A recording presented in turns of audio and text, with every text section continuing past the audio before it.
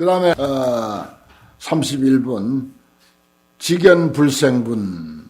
직연은 생하지 아니한다 그러는데, 이 직연이라고 하는 것은 우리가 제일 이제 우리 입장에서 못된 직연이 뭡니까? 악연, 인견, 중생견, 수자견 그래요. 그런데 그것이 과연 있는 것인가? 악연, 인견, 중생견, 수자견, 뭐 아상이라 해도 좋고, 그거 실제 하는 것이 아니다 이거예요. 실제 하는 것이 아닌데 왔다 갔다 하는 거예요. 어떨 때는 그냥 아상을 그냥 하늘을 찌르듯이 그냥 자기를 내세우기도 하고, 어떨 때는 뭐 아무것도 없을 수도 있고, 그야말로 참 마음이 넓을 때는 저 태평양 바다 와갖고 좁을 때는 바늘끝 하나도 용납하지 않는 뭐 그런 경우도 있고, 그렇습니다. 수보리아 야긴이 은 어떤 사람이 말하되, 불이 부처님이 설 악연 인견 중생견이라 하면 부처님이 악연도 이야기하시고 인견 중생견 수자견도 이야기하셨다라고 하면 수보리아 어이운하오, 이 사람이 정말 내 얘기를 제대로 이해하는 사람이라고 하겠나? 내 제자답게 내가 말한 바의 뜻을 제대로 이해하는 사람이라고 하겠는가? 시인이 해야 소설이 뭐하 그랬어요. 부처님이 얼마나 악연, 인견, 중생견, 수자견 사실 말을 많이 했습니까? 금강경에서만 하더라도 무수히 말씀을 하셨는데, 그야말로 뒷걸음질 하면서 마당 쓸듯이 당신의 자취를 싹 쓸어버리는 것입니다. 사실 말씀 많이 했어요. 그런데 그것을 말했다라고 그렇게 고지곧대로 이해하는 사람이라면 그거는 부처님 말씀 모르는 사람이다 말이야. 내 제자도 아니다 말이야. 시인이 해야 소설이 뭐 하니까 불안이다 세존시여. 아닙니다. 그 사람은 뭐 불자라고 할 수도 없고 부처님 제자도 아니고 부처님 말뜻 하나도 못 알아듣는 사람입니다. 이런 말이에요. 불안이다 세존시여. 그러니까 우리 불교 공부 막 할 때 말에 떨어지면 안 된다. 그런 말 많이 하죠. 말에 떨어지면 안 된다. 그게 영 불교 초보자들끼리 재미로 하는 소리인데 또 이치에 맞는 말이에요. 그게 말에 떨어지면 안 된다. 부처님 말에도 떨어지면 안 된다. 이거 봐요. 부처님 말에 떨어졌다고는 이렇게 부처님 말씀을 이해 못하는 사람이 되는 거라. 말에 떨어지면 그 말을 이해 못하는 사람이 된다. 시인이 불에 열의 소설이니 이 사람은 열의 설한 바 뜻을 이해하지 못하는 사람이다. 하이고 세존이 왜 그런가 하면 세존이 악연, 인견, 중생견, 수자견을 설하는 것은 즉비야 또. 즉비 악연, 인견, 중생견, 수자견이 있어요. 그걸 뭐 꼭 고정불변하는 그런 그 실체로서의 악연, 인견, 중생견, 수자견이 있어서 부처님이 설하신 게 아니야. 뭔가 이치를 깨우쳐 주려고 이야기를 하다 보니까 별별 소리를 지어서 이야기를 할 수밖에 없는 거지. 어렴풋하면 그만 그것을 이야기로 지어내는 거예요. 부처님은 워낙 이야기꾼이니까. 아주 천하의 이야기꾼이거든요, 부처님은. 그러니까 중생들 저거 마음 쓰는 거 보니까 요거 악연, 인견, 중생견, 수장이라고 딱 지어서 붙이면 너무 아주 적절하겠거든, 표현이. 그러니까 지어서 딱 붙이니까 맞기는 맞아. 그렇다고 그게 실제 하는 건 아니야. 그래서 즉비 악연, 인견, 중생견, 수자견 시명, 이 이름이 악연, 인견, 중생견, 수자견이다. 이게 실제 하는 거 아닙니다. 우리가 그 악연도 많고 중생견, 수자견, 아상, 인상, 중생견, 수자상 다 많은데 그건 너무 겁낼 거 없어요. 그 분석해 들어가 보면은 하나하나 그 분해해서 들어가 보면은 없어. 이 마이크가 뭐 지금 이렇게 조립이 됐으니까 근사한 물건으로 있지만 요 하나하나 이거 어떻게 생겼는가 하고 그 전에 저기 어떤 조실 스님은 처음에 그 트란지스터 라디오 그거 나왔을 때 얼마나 신기합니까? 한 60년, 70년 전에. 어째서 여기 사람이 들어앉았는가? 계속 소리가 사람 소리가 나오고 뭐 웃기도 하고 노래도 나오고 하니까 제주도 많은 사람이 들어앉아 있다고 그렇게 이제 생각이 드는 거야. 아무리 이해하려 해도 안 되는 거야. 그래서 트란지스터 라디오를 하나 사다 놓고는 드라이버 같은 것만 잔뜩 사다 놓고 그걸 전부 분해해 보는 거라. 분해해서 아무리 들여다보면 뭐가 있어야지. 말이 나오는 게 아니냐. 그 전파라는 걸 모르니까, 전파라고 하는 이치를 모를 때는 그걸 분해해 보고 싶은 거예요. 그 안에 사람이 있는가 없는가. 분해해 보면 뭐예요? 전부 쇠붙이 뿐이지. 그래서 그걸 몇 번 뜯었다 고쳤다 뜯었다 고쳤다 뜯었다 고쳤다. 그래서 라디오 잘 고친 스님 이렇게 호가 났었어.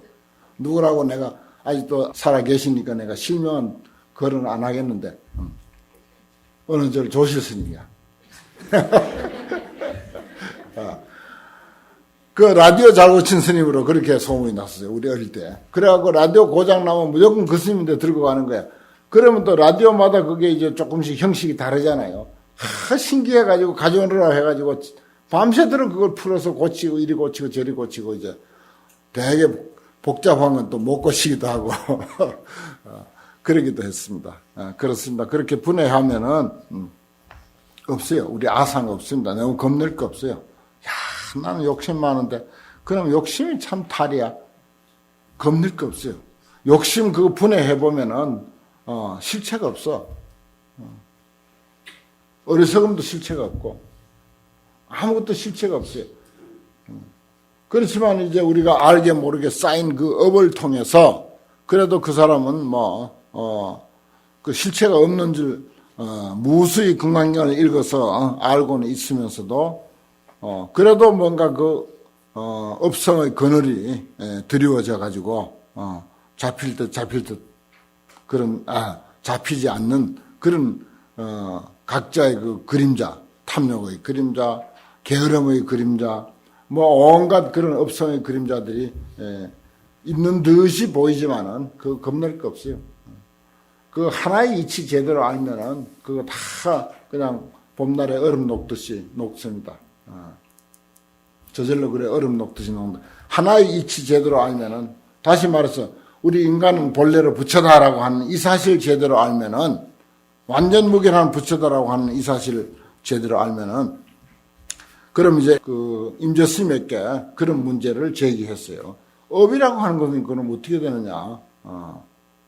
수련소 구업이라 그랬어요. 인연 따라서 구업이 저절로 봄날에 눈 녹듯이 그렇게 녹아진다. 근본 원리인 사람이 부처다라고 하는 그에 대한 아주 철두철미한 확신만 가지고 있으면은 저절로 녹아진다. 인연 따라서 구업이 녹아진다. 천하의 임재스님 같은 이들이 업을 이야기하겠어요? 이 업 별로 이야기 안 합니다. 그런데 이제 그런 문제를 딱 한 곳에 또 제자들은 또 그런 데서 관심 있는 제자들도 있으니까 수련소 구업이라 근본 원리 하나 제대로만 파악하면은 그거는 봄날에 눈 녹듯이 시간 가면은 저절로 녹는 것이니까 절대 걱정하지 마라. 절대. 그 탐욕이 많다든지 무슨 진심이 많다든지 하는 그런 거 스스로 고민하는 그런 것을 절대 염려하지 마라. 이런 말씀을 하셨어요. 그렇습니다. 그게 참 바른 소견이죠. 그러니까 악연, 인견, 중생견, 수작견 겁낼 거 없다. 없는 것이니까. 근본은 없는 것이니까. 수보리야 바알 안욕 따라 삼맥 삼불이 심냐는 일체법에 여시지하며 여시견하며 여시신에서 그러니까 보리심을 바란 사람은 일체법에 대해서 응당히 그렇게 알라. 존재하지 않는 것으로 알라. 즉비 곧 없다. 없는 것으로 알라. 그와 같이 알고 그와 같이 보고 그와 같이 신해해서 불생법상인 법이라고 하는 어떤 그 소견을 내지 말지니 수보랴 소원법상자는 말한 바 법상이라고 하는 것은 즉비법상일세. 곧 법상이 아닐세. 열애설 즉비법상일세. 심형법상이다. 여기도 또 즉비, 끝까지 철저히 즉비의 이치로서 우리에게 우리 내리에다가 아주 팍팍 심어주고 있습니다. 처음부터 끝까지 즉비. 소원법상자는 열애설 즉비법상이다. 심형법상이다. 이 이름이 법상이다. 그러나 설명하려고 하면 본래는 없는 것이지만은 뭔가 깨우쳐주고 어리석은 중생들을 조금이라도 깨우쳐 주려고 하면은 뭔가 말을 지어내야 돼. 말을 지어내가지고 깨우쳐 줄 수밖에 없는 거죠.